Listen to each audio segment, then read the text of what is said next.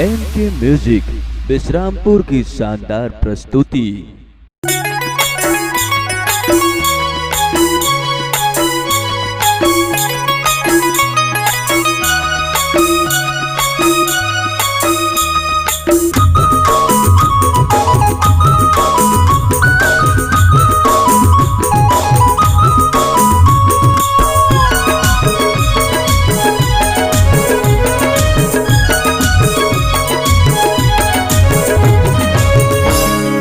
कान के बाली होठ के लाली ओ, कान के बाली होठ के लाली, रानी रे तोर लाली साड़ी, मोर कर जा भीतर पान मारे वो, फूल वाली मोला का जादू डारे वो, फूल वाली मोला का जादू डारे वो।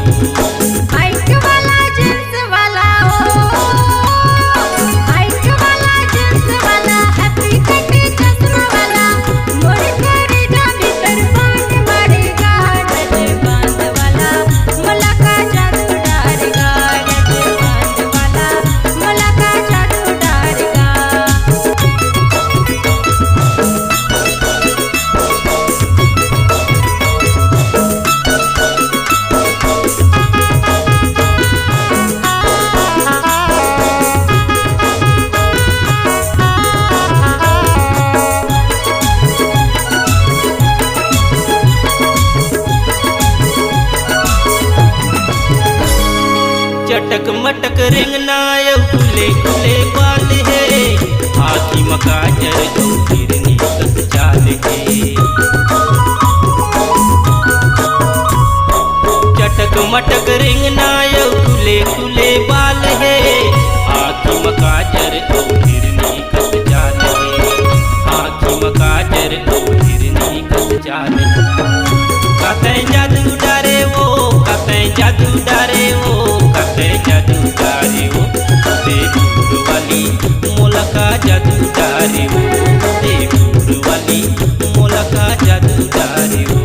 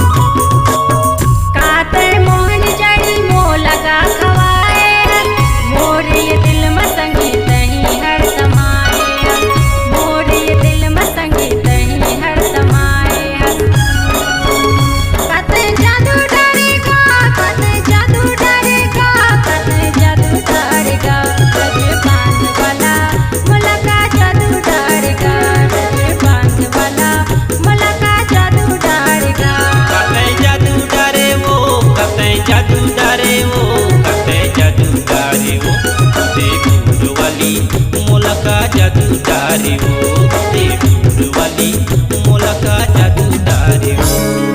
कान के बाली होठ के लाली ओ, कान के बाली होठ के लाली, रानी रे तोर लाली साड़ी, मोर कर जा भीतर पान मारे वो, फूल वाली मोला का जादू डारे वो,